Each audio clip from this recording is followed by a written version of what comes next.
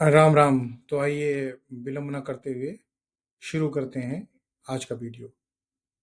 क्या आपने कभी महसूस किया है कि आप लोगों को बिना उनके कहे समझ जाते हैं? किसी व्यक्ति की बातों से ज्यादा उसकी ऊर्जा को महसूस करते हैं, लोगों के छिपे हुए इरादों को समझ लेते हैं और कभी-कभी अपने ही मन की गहराइयों से डर जाते हैं। यदि ऐसा है तो आश्लेषा नक्षत्र की ऊर्जा को समझना आपके लिए बहुत ही महत्वपूर्ण हो सकता है। बने रहिए हमारे साथ, क्योंकि आश्लेषा की ऊर्जा अगर आप लेके आए हैं, अगर आश्लेषा की आत्मा आपके पास है, तो बाहर की दुनिया से ज्यादा भीतर की दुनिया को समझना जरूरी है। आश्लेषा का क्या अर्थ है? देखिए, आश्लेषा का पारंपरिक अर्थ तो लिपटना, जुड़ना, हक करना, आलिंगन करना ये है। इसका सिंबल जो है वो है सांप, सर्प। अब सर्प से यहाँ उसे डर से मत जोड़िए, क्योंकि अगर इसे डर से जोड़ेंगे तो इस नक्षत्र की पूरी व्यापकता को आप बहुत छोटा कर देंगे। सर्प को, सांप को आपने देखा है कितना अलर्ट रहता है। तो जागरूकता, सतर्कता, रूपांतरण, छिपी हुई शक्ति। सांप को देखा है अपनी केचुल छोड़ देता है, पुरानी त्वचा छोड़कर नया रूप ले लेता है। इसलिए आश्लेषा की आत्मा का एक बड़ा प्रश्न है कि मैं किस चीज से बंधा हुआ हूं और मुझे किस चीज से मुक्त होना है। यही छटपटाहट रहती है इनके अंदर। आश्लेषा के स्वामी ग्रह है बुध। अब बुध और मरकरी का संबंध क्या है? बुद्धि से है, कम्युनिकेशन से है, लॉजिक से है, विश्लेषण से है, क्यूरियासिटी से है, क्लेवरनेस से है। इसलिए आश्लेषा की एनर्जी में एक बहुत पावरफुल कॉम्बिनेशन है, बुध की बुद्धि और सर्प की गहराई। ऐसा व्यक्ति सतह पर दिखाई देने वाली बातों से संतुष्ट नहीं होता है, ऊपर ऊपर संतुष्ट नहीं होगा। पूछता है कि इसके पीछे असली कारण क्या है, वो डेप्थ में जाने का प्रयास करता है। इसी कारण इस ऊर्जा को ट्रेडिशनल ज्योतिष में रिसर्च, इन्वेस्टिगेशन, साइकोलॉजी, स्ट्रेटजी और रहस्यमयी विषयों से जोड़ा जाता है। अब आश्लेषा के देवता नाग हैं। अब नाग को भारतीय आध्यात्मिक परंपरा में केवल सांप नहीं मानते हैं, वो देव हैं और बड़ा प्रतीकात्मक अर्थ रखते हैं। पूरी पृथ्वी नाग के फन पे टिकी है। छिपी हुई शक्ति मानते हैं, चेतना मानते हैं। नाग हमें सिखाते हैं कि हर शक्ति दिखाई नहीं देती है, कुछ शक्तियां भीतर सोई रहती हैं। हमारे यहाँ, हमारे बॉडी के अंदर आध्यात्मिकता में मानते हैं कि 7 चक्र हैं। अब 7 चक्र कहाँ है? मूलाधार में एक सर्प रूपी कुंडलिनी है, उसमें सोए रहते हैं। अब ये सोई हुई शक्तियां सही समय पर जागती हैं। अब यहाँ पे आप सोचिए कि आपकी आत्मा ने आश्लेषा को क्यों चुना इस जर्नी में। देखिए, इसके पिछले वीडियो को देखिएगा, उसमें हमने पुष्य नक्षत्र को डिस्कस किया है। पुष्य ने आत्मा को दूसरों का पोषण करना सिखाया। अब आश्लेषा आत्मा को अपने भीतर झांकना सिखाती है। आश्लेषा आत्मा की यात्रा बाहरी उपलब्धियों से अधिक आंतरिक समझ की यात्रा है। ये आत्मा हमें सिखाती है, अपनी भावनाओं को समझिए, अपनी डीप इनर थॉट्स को पहचानिए, जानिए, अपने डर को देखिए, अटैचमेंट को समझिए, दूसरों को समझने से पहले स्वयं को जानिए। और सबसे इंपॉर्टेंट, जिस चीज को हम छिपाते हैं वही कई बार हमारी सबसे बड़ी सीख बन जाती है। इस नक्षत्र की सबसे बड़ी शक्ति है इंट्यूशन।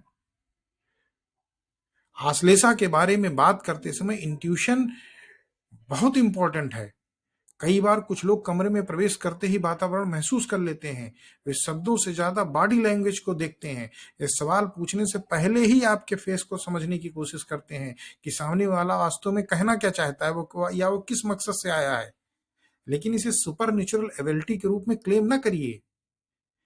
इसे आप समझिए कि आश्लेषा नक्षत्र में जन्मे लोग या ऐसी आत्माएं, उनके पास एक गहरी ऑब्जर्वेशन और इंट्यूटिव सेंसिटिविटी होती है।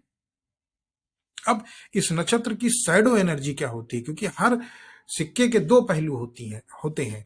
तो इस शक्ति का एक शैडो साइड होता है कि जब बुद्धि बहुत असंतुलित हो जाए, बुद्धिमत्ता चालाकी में बदल जाए, जब अटैचमेंट ऑब्सेशन में बदल जाए, पजेसिवनेस में बदल जाए, ऑब्जर्वेशन बढ़ के ओवर थिंकिंग में बदल जाए, जब इंट्यूशन से फियर मिलने लगे, शक पैदा होने लगे, जब कंट्रोल करने की इच्छा बढ़ जाए, मैनिपुलेशन की इच्छा होने लगे, तो समझिए कि आश्लेषा नक्षत्र की एनर्जी बैलेंस नहीं है।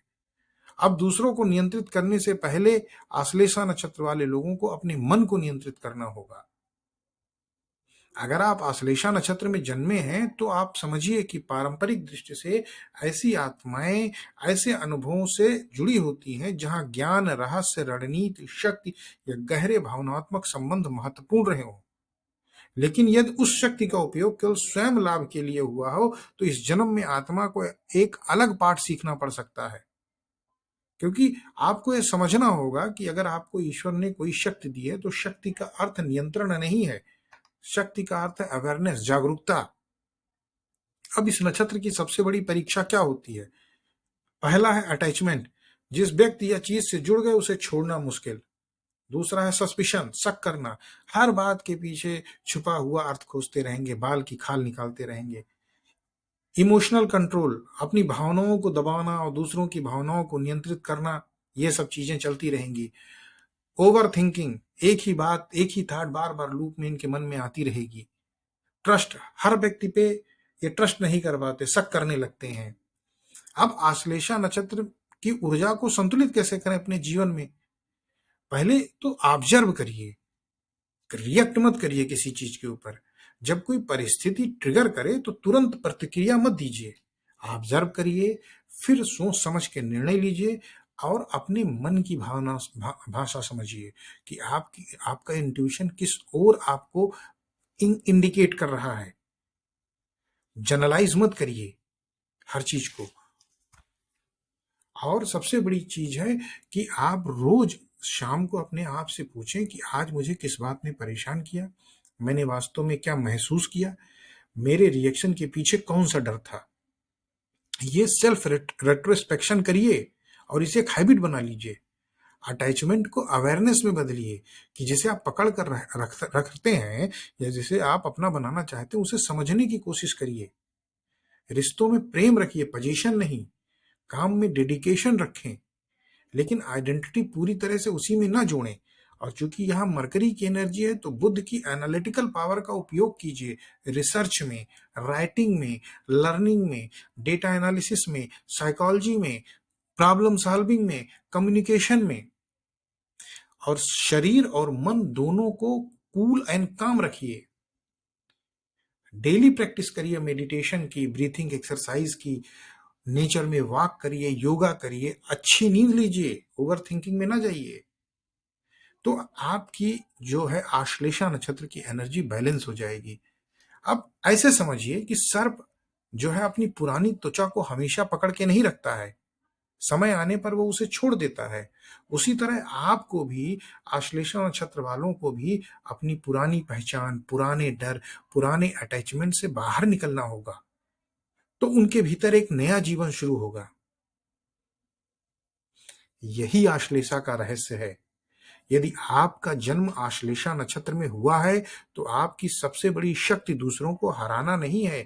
आपकी सबसे बड़ी शक्ति है अपने भीतर, अपने अंदर छिपी हुई शक्ति को पहचानना है, अपने डर को समझना है, अपने मोह को समझना है, अपनी इच्छाओं को समझना है और अंततः अपने मन का स्वामी बनना है, मन को कंट्रोल करना है। क्योंकि सांप की या सर्प की शक्ति दिखाने के लिए नहीं होती है, कभी कभी वो शांत रहता है। क्योंकि वास्तविक शक्ति शोर नहीं करती है, वास्तविक शक्ति जागरूक होती है। यही आश्लेषा है, रहस्य से जागरूकता तक, बंधन से मुक्ति तक, छिपी हुई शक्ति से आत्मज्ञान की यात्रा तक। अब यहाँ पे आत्मा की यात्रा अब एक महत्वपूर्ण मोड़ पर पहुंच गई है।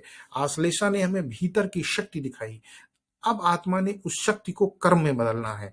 अगले भाग में मघा नक्षत्र, पूर्वजों की शक्ति, विरासत, सम्मान और उस सिंहासन का राज जिस पर बैठने से पहले आत्मा को अपने कर्म का हिसाब समझना पड़ता है।